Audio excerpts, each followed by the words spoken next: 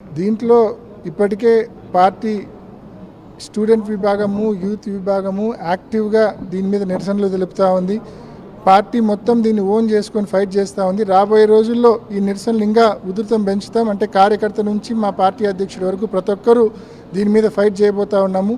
ముఖ్యంగా పార్టీ ఏ పిలిపించినా కూడా ఈ ప్రైవేటైజేషన్కు ఆపోజిట్గా పార్టీ ఏ పిలిపించినా కూడా క్యాడర్తో పాటు కామన్ పీపుల్ కూడా మొత్తం ముందుకు వచ్చి దీన్ని నిన్న ఏ రకంగా సక్సెస్ చేశారో అదే రకంగా దీన్ని సక్సెస్ చేస్తారు. ఖచ్చితంగా government has to withdraw privatisation. Sir, జిల్లాలో ఎర్రగుంట్ల మండలంలో ఉల్లి రైతులు తీవ్రంగా నష్టపోతున్నారు.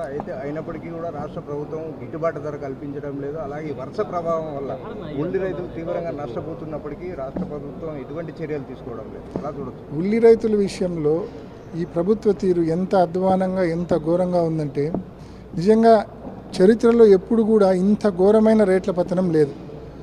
కోవిడ్ అయిపోయినాక రేట్లు పతనమైతే దాదాపు రేట్లు అంటే 1200కో 2000కో వస్తే ఆ రోజు జగన్మోహన్ రెడ్డి గారు గవర్నమెంట్ ముందుకు వచ్చి మార్కెట్ ఇంటర్వెన్షన్ చేసి 4000 రూపాయలకు ఆ రోజు కొన్నారు.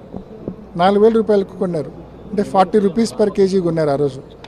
ఇవాళ ఉన్న పరిస్థితి ఏంటంటే 1200 రూపాయలు, అది కూడా లేదు, 1000 రూపాయలు, 800 రూపాయలు. ఎంత ఘోరంగా రేట్లు పతనమైనాయంటే గవర్నమెంట్ ఏం చేస్తూ ఉందో అర్థం కావడంలా. గవర్నమెంట్ ముందుకొచ్చి రైతులకు మార్కెట్ ఇంటర్వెన్షన్ చేసి రైతుకు కనీసం 40 రూపాయలు పర్ కేజీ ఇవ్వాలని చెప్పి వైఎస్ఆర్ కాంగ్రెస్ పార్టీ మా నాయకుడు జగన్మోహన్ రెడ్డి గారు ఏకంగా ఉల్లి పంట దగ్గరికి పోయి రైతులతో మాట్లాడి ప్రభుత్వాన్ని డిమాండ్ చేసినారు.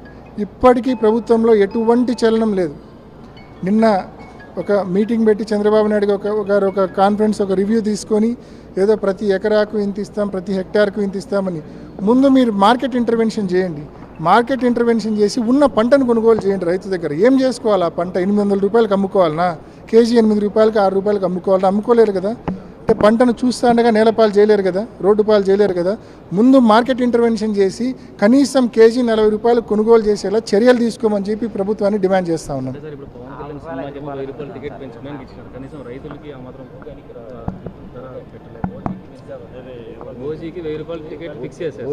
ఓజీ సినిమాకు టికెట్ ముందు చూసేదానికి 1000 రూపాయలు, తర్వాత మళ్ళా మామూలు షోలు కూడా టికెట్లు పెంచుకోవడానికి.